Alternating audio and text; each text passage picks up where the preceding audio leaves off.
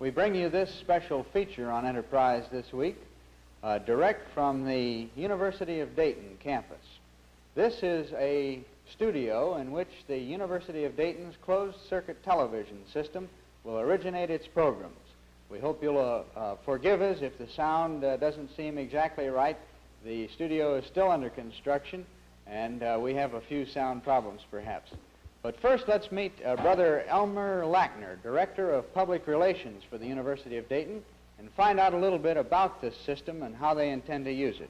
Brother Lackner? How do you do, Glenn? Nice to have you as our guest on Enterprise.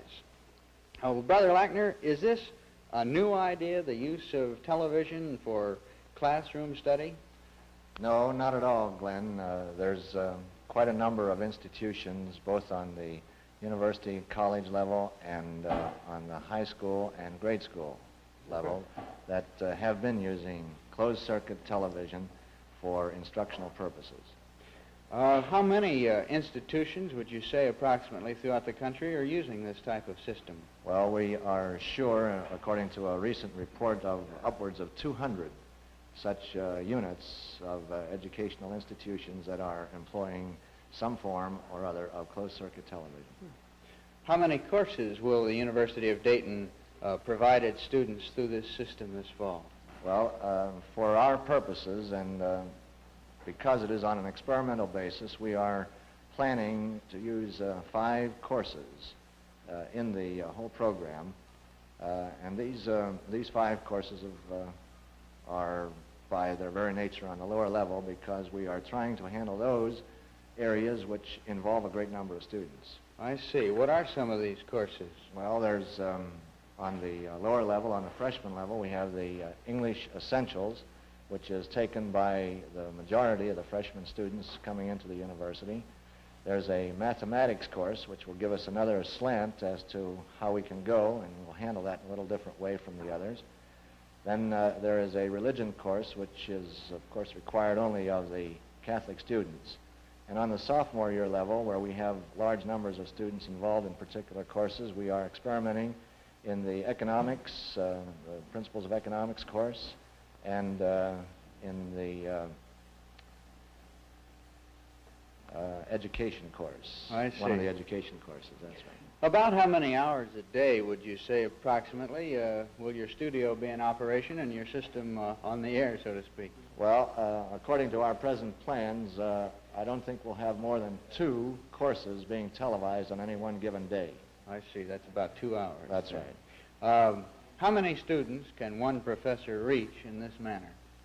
Well, that's a good question, Glenn. I think the only limitation on the number of students that we can reach is the number of chairs that we have for the students. And according to our program, we are not trying to involve all of the students in any one particular course at this time. So our classes, the number of students that we are going to be contacting on the television program will vary anywhere from 60 to 120. I see. That's still a lot more than one professor could handle in one room. Brother Lackner, we've referred several times to this project as an experiment. What are your aims or objectives of the experiment? Well, Glenn, it's a good question you're asking there. I think the simplest answer to that is that while a number of us are convinced, because of our contact with educational television experiments in other parts of the country, we are convinced of the usefulness and feasibility of the program. It's a matter of having, I would say, very frankly, a good number of people on the campus, and the administration and the faculty and the student body who are, let's say, from Missouri and who have to be shown.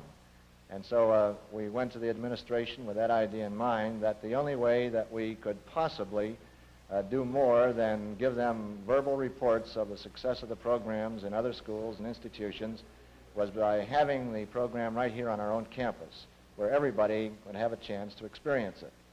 And we feel so confident that it will be a successful program and that it will help to solve one of the biggest problems with which our institution and many others like ours will be faced in 4 to 5 years' time, when the great influx of students who are now in the upper levels of the grade schools and in the high schools come pouring into the colleges.